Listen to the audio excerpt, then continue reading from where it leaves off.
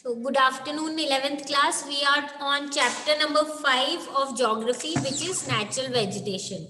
So, in this chapter, we have already covered the basic of what is actually natural vegetation and the difference between the natural and the planted vegetation. उसके बाद we have also done the various kind of forests that are found in India. Basically हमने evergreen, semi evergreen forest कर लिए हैं. We have done the tropical deciduous forest, then the tropical thorn forest, montane forest and the littoral and the swamp forest as well. So ये हमने सारे type के forest पढ़ लिए थे and in our last class we have covered the forest cover in India, जिसमें हमने basically forest cover और एक्चुअल फॉरेस्ट एरिया के बीच में डिफरेंस कर लिया था. And today we will be starting with the forest conservation. ठीक है, तो by now you must be knowing the meaning of the term conservation, because obviously we have heard of this term many times and somewhere we also have certain idea about what is conservation. So हम basically conservation से मतलब निकालते हैं protection of something. ठीक है, तो चाहे कभी सॉइल कंजर्वेशन की बात करते हैं, as we have done in the chapter related to soil. Now we will talk about the forest conservation. And before moving on again, we already know कि फॉरेस्ट जो है they are very very essential for us. They are related to our life directly और indirectly. Intricate relationship है between life and environment. जैसा environment होगा वैसे ही वहां पे लाइफ जो है एग्जिस्ट कर सकेगी. एंड वी नो समवेयर कि forest are actually very very important. कुछ तो बेसिक चीजें हमें पता ही है कि ऑक्सीजन होता है. हम बोलते हैं जहाँ पे फॉरेस्ट है they are actually providing lot of oxygen to the living beings and specially to us. और हमने पढ़ा भी है like Amazon forest in these kind of forest purify air basically because they take in the CO2 and give out oxygen for us. तो ऐसी ये तो एक सिंपल सी चीज है, but then we also need to understand कि हमारी इकोनॉमी और सोसाइटी में भी ये डायरेक्टली या इनडायरेक्टली इफेक्ट करती ही करती है. We know this forest are resource of many things that we actually use, चाहे टिम्बर हो, फ्रूट्स हो, बहुत सारी ऐसी चीजें जो हमें फॉरेस्ट से मिलती हैं. सो यानी अपनी इकोनॉमी के लिए भी क्या forest is really important. And obviously society, because we all are dependent on forest somewhere for environmental purification, for the ecological balance to be maintained. So that is why conservation of forest is really important for the survival and the prosperity of humankind. So यही चीज है. Initially actually if you remember in our 9th-10th classes we have studied that initially people did not understand the indirect you can से benefits of forest. इसीलिए हम forest को cut down कर देते थे, डिफॉरेस्टेशन बहुत ज्यादा करते थे without thinking of its bad effects. But now with time we have understood that it is having lot of bad impact and somehow we will be the people who will be suffering the consequences of this. यानी जो भी इसके bad effect होंगे वो हमारे ऊपर ही बाद में हमारे एनवायरनमेंट के साथ साथ हमारी लाइफस्टाइल पे ही प्रॉब्लमैटिक सिचुएशन क्रिएट करेंगे. So that is why now the governments and the people are trying to conserve the forest. So government of India basically have proposed to have a nationwide forest conservation policy जो adopt की गई थी in 1952 and then it was modified in 1988. You have to remember these dates because these dates are important. After our independence we have basically also started to work for this conservation of our forest. Before that again you must have heard in your 9th class in history one of the chapters कि जो Britishers हैं उन्होंने भी कुछ scientific forestry और ऐसे करके different techniques निकाली थी बिकॉज दे ऑल्सो थॉट कि डिफॉरेस्टेशन बहुत हायर लेवल पे हो रही थी. But they had their own selfish needs, क्योंकि वो एक पर्टिकुलर टाइप के ट्रीज उगा रहे थे और रोज में उगा रहे थे ताकि उनको टिम्बर मिल सके for their railways, for their boats and ships. तो इससे रिलेटेड जो है हम जो अब जो पॉलिसी निकाली है हमारी गवर्नमेंट में, वहाँ पे हम बहुत सारी और चीज़ें सोच रहे हैं. हम ये भी देख सकते हैं कि जब ब्रिटिशर्स ने निकाली थी जो पॉलिसीज थी वहां पे वो इंडिया के जो ट्राइबल लोग हैं उनका एकदम नहीं सोच रहे थे, बट हम ऑब्वियसली इसका भी सोचेंगे because now we are the people and somewhere ruling ourselves and then we'll try to protect every citizen of our country. तो यहाँ पे ये जो पॉलिसी निकली थी अपनी 1952 और 1988 में, इसमें हम देखेंगे कि गवर्नमेंट जो है उन्होंने सबसे पहले तो कोशिश की थी सस्टेनेबल बेसिकली फॉरेस्ट मैनेजमेंट, यानी हमें फॉरेस्ट को अच्छे से मैनेज करना है ताकि हम उसको कंजर्व कर सकें, प्रिजर्व कर सकें, प्रोटेक्ट कर सकें। सेकेंड, हमें उसको एक्सपैंड करना है, जितना फॉरेस्ट एरिया अपने कंट्री के अंदर है, हमें पता था फॉरेस्ट कवर अराउंड 23 के अप्रॉक्स है, वेयर एज जो एक्चुअल फॉरेस्ट है वो 21 पॉइंट समथिंग है।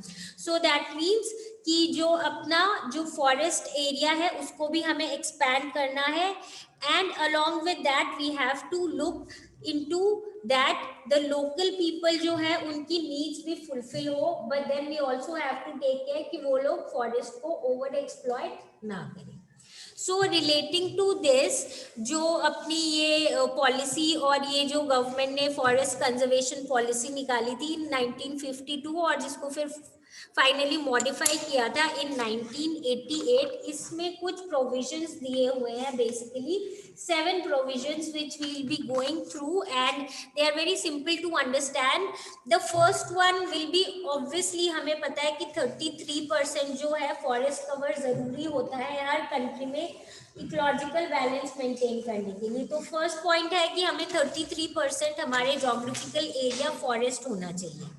Second point is maintaining environmental stability to restore the forest where the balance is disturbed, यानी जहाँ पे इकोलॉजिकल बैलेंस डिस्टर्ब हो गया है, जहाँ पे फॉरेस्ट कवर कम हो गया है, उसको हमें वापस से मेंटेन करना है, जहाँ में एनवायरमेंटल में प्रॉब्लम आ गई है, problematic situation. Okay, now when we study these points, somewhere you will think that they are either overlapped या इंटररिलेटेड। सो हमें ये समझना, बात तो एक ही है, हमें फॉरेस्ट कंजर्वेशन की बात करनी है, पर अलग अलग हेडिंग्स के अंदर किस किस चीज पे फोकस करना है। तो पहली चीज है 33%, सेकेंड है जहाँ पे इकोलॉजिकल बैलेंस डिस्टर्ब हुआ है, कोशिश करना है उसको फिर से स्टेबल करना है।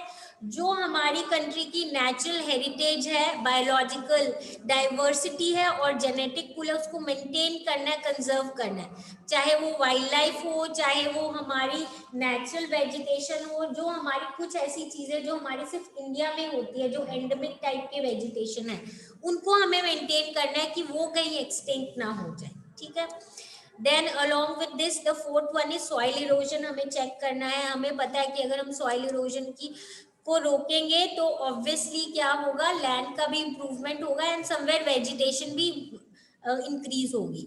देन हमें जो ये कोशिश करना है कि डेजर्ट लैंड्स जो बढ़ रहे हैं बिकॉज ऑफ डिफॉरेस्टेशन, उसको भी हमें रोकना है।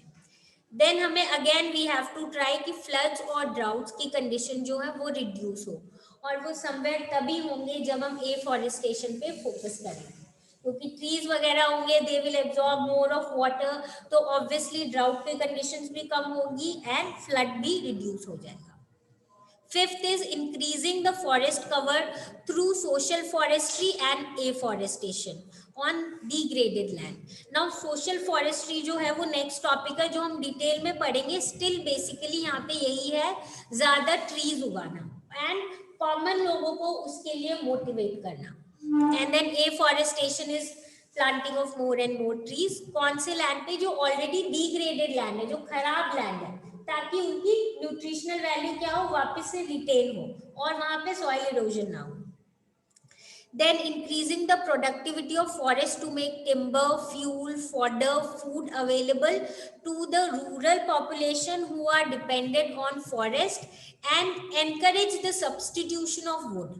इसका क्या मतलब है कि जो ये पॉपुलेशन है, जो ट्राइबल पॉपुलेशन है, जो मेनली फॉरेस्ट पे डिपेंड करती है, तो हमें कोशिश करना है कि फॉरेस्ट में भी इन चीजों का प्रोडक्शन बढ़े, चाहे टिम्बर हो, हमें पता है वुड हो गया, फ्यूल है, यू मे बी नोइंग कि जनरली जो विलेज वाले एरिया है जो एकदम फॉरेस्ट के पास है, वो कुकिंग वगैरह के लिए भी क्या यूज करते हैं, फ्यूल वुड यूज करते हैं।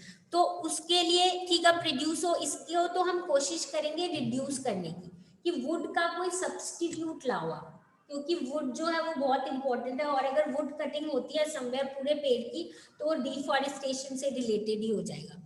फॉडर जो एनिमल्स खाते हैं उनके लिए, और जो फूड अवेलेबल है, इन चीज़ों को अपने को ध्यान रखना है, इनकी प्रोडक्टिविटी इंक्रीज करनी है, और वुड के लिए कोई सब्सटीट्यूट अपने को सोचना है, लेके आना है।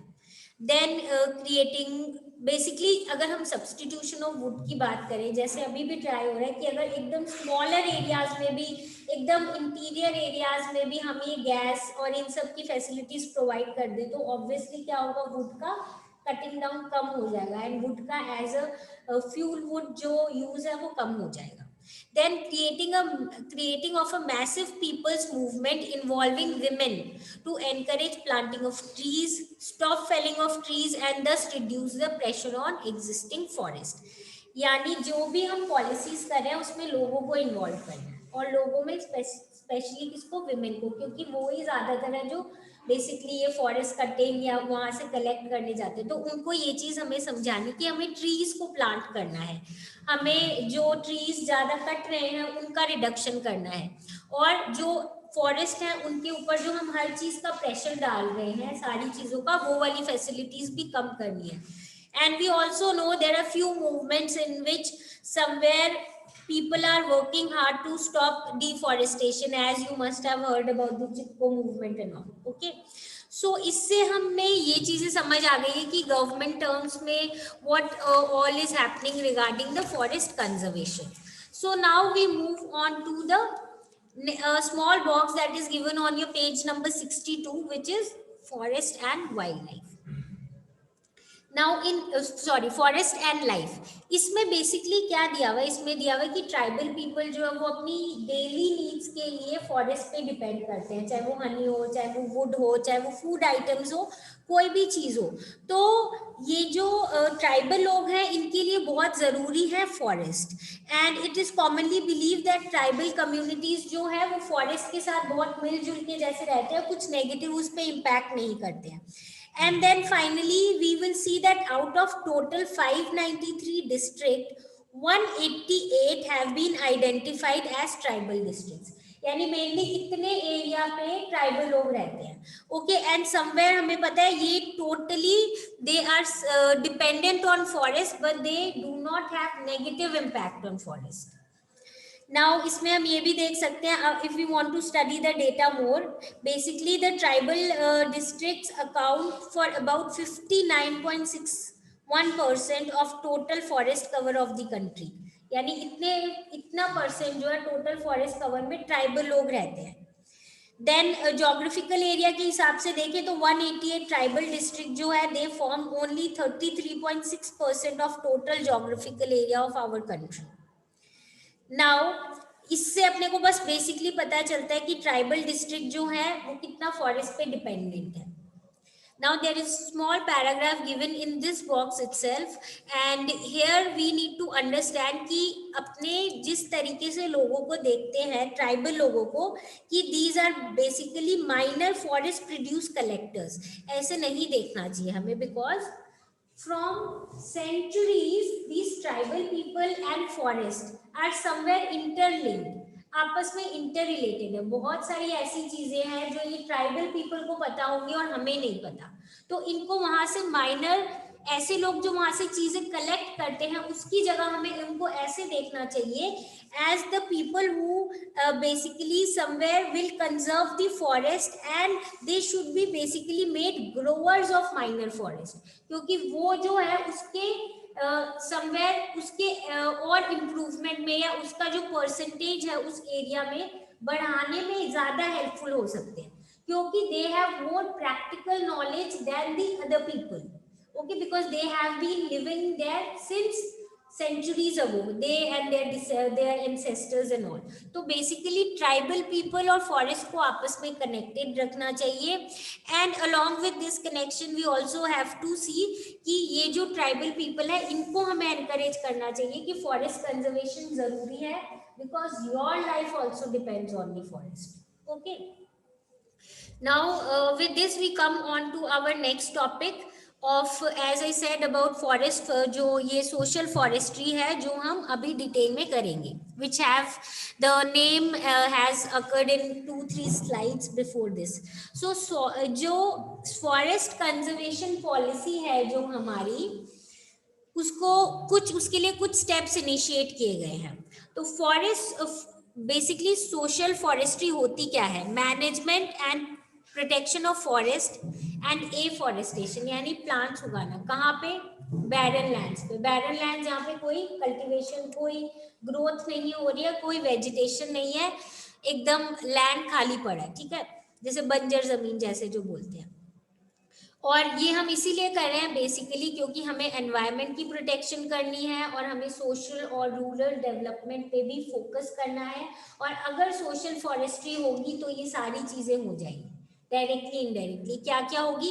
Environmental, social and rural development. Now अब हम इसी से रिलेटेड देखते हैं कि सोशल फॉरेस्ट्री जो है इसको प्रैक्टिस में कैसे ला सकते हैं. तो नेशनल कमीशन ऑफ एग्रीकल्चर 1976 जो है, उन्होंने सोशल फॉरेस्ट्री को 3 कैटेगरीज में डिवाइड कर दिया है: urban forestry, rural and farm forestry. तो अगर हम देखें अर्बन फॉरेस्ट्री क्या होती है, अर्बन से as the name suggest what will be urban forestry, basically जो सिटीज और टाउन वाले एरिया में हम इसको प्रैक्टिस करते हैं. तो यहाँ पे basically raising and management of trees on public and privately owned lands in and around the urban centers, यानी urban centers के अराउंड पब्लिक यानी जो गवर्नमेंट के अंडर लैंड एरिया है और प्राइवेटली भी अगर किसी के पास है तो वहां पे हमें एनकरेज करना है कि ट्रीज का ग्रोथ हो और मैनेजमेंट हो. So you must have heard about these terms like green belts जो गवर्नमेंट स्पेसिफाई कर देती है for growing of trees only. Then parks, road side avenues, around the roads you may have seen एक line में trees are being grown. Then industrial या commercial areas में भी बोलते हैं there are green belts and there should be forest growth there, somewhere growth of trees. ये तो हो गया अपना अर्बन एरियाज में. in and around the urban areas, basically managing trees and raising the trees so that somewhere social forestry can be done. Second is rural forestry. Basically ये किस चीज पे emphasize करते हैं? एग्रो फॉरेस्ट्री पे and along with agro forestry community forestry. Agro forestry as the name suggest, एक तो हो गया अपना raising, basically you can say trees on agriculture crops on the same land, यानी जिस लैंड पे एग्रीकल्चर हो रहा है उसी लैंड पे आप और ट्रीज और उगाओ. या तो वेस्ट लैंड है उसमें बीच में वहां पे या उसकी बाउंड्रीज में, और wherever you get the space, trees and cultivation should be, growth of trees and cultivation should be done side by side. Okay, so basically forestry और एग्रीकल्चर कंबाइन हो जाता है जिसके कारण we have production of food as well as fodder, fuel, timber and fruit. यानी सिर्फ cultivation से हटके वहां पे अपने को और भी चीजें मिलती है. ये तो हो जाएगा agro forestry. What is community forestry now? Community forestry basically will involve raising trees on public and community land, यानी बेसिकली जिनका अपना लैंड नहीं है या बेसिकली किसी के प्राइवेटली ओन लैंड पे नहीं, बट पब्लिक एरियाज जैसे कि टेम्पल के around, pasture land, road side और रेलवे लाइंस के अलोंग और स्कूल्स के अलोंग. तो बेसिकली जो कम्युनिटी फॉरेस्ट्री है ये पूरी कम्युनिटी को प्रॉफिट देगी. एग्रो फॉरेस्ट्री वाला तो उस एग्रीकल्चरलिस्ट को ही देगा, बट ये पूरी कम्युनिटी को देगी. बेसिकली जो स्पेशली जो लैंडलेस पीपल है जिनके पास अपना लैंड नहीं है, वो भी अपने आप को एसोसिएट कर सकते हैं कि हाँ हमने भी यहाँ पे ट्रीज उगाए थे. एंड देन इसके जो बेनिफिट्स हैं वो एक पर्टिकुलर लैंड ओनर या एक एग्रीकल्चरलिस्ट के पास ना जाके पूरी कम्युनिटी के पास जाएगा, whether it was the pasture land, whether it was around some other area which belong to the whole community. Okay, So उसके बाद relating to the social forestry only, now we come to farm forestry. Now what is farm forestry? Farm forestry is basically that process in which farmer grows trees for commercial and non-commercial purposes on their farmlands. यानी farmlands पे अब basically trees ही उगेंगे. जो हमने जो पहले देखा था agro forestry, उसमें कल्टीवेशन और फॉरेस्ट्री समवॉट एक साथ थी. Here we will notice कि the farmer are growing trees either for commercial, यानी उसमें से जो प्रोड्यूस होगा उसको बाद में बेचने के लिए, और even for non commercial use. Forest department जो है अलग अलग स्टेट्स के, वो सीडलिंग्स डिस्ट्रीब्यूट करते हैं free of cost to small and medium farmers. और बहुत सारे जो लैंड्स है जो बेसिकली एग्रीकल्चर लैंड्स के मार्जिन्स पे है, towards the sides of the agriculture lands, या फिर ग्रास लैंड्स वाली जगह, या फिर पैस्चर्स वाली जहाँ पे एनिमल्स को ग्रेस कराने लेके जाते हैं, या फिर लैंड अराउंड योर होम्स, या फिर काउ शेड्स, इनके अराउंड जो रेजिंग ऑफ ट्रीज होती है वो जनरली होती है नॉन कमर्शियल फार्म फॉरेस्ट्री, क्योंकि वो अपने अराउंड उगाई है, बेसिकली कमर्शियल नहीं है, इतने हाई लेवल पे नहीं है कि आप उसको बाहर बेच सको.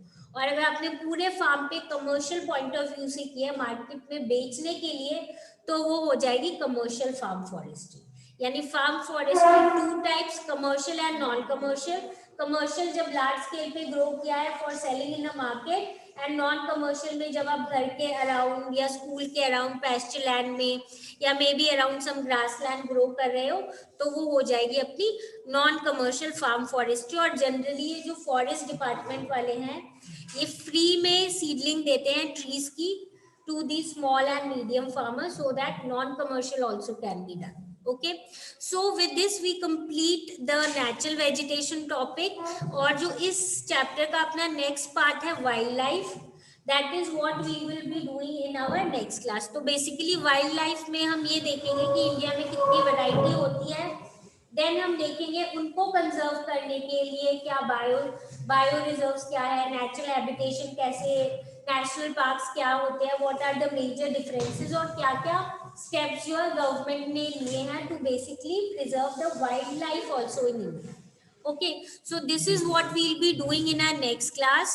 So this is it for today. If you have any problem relating to the topic that we have covered, you can come back with your problems, and we'll solve all your problems in our next class. Okay, so meet you all in the next class.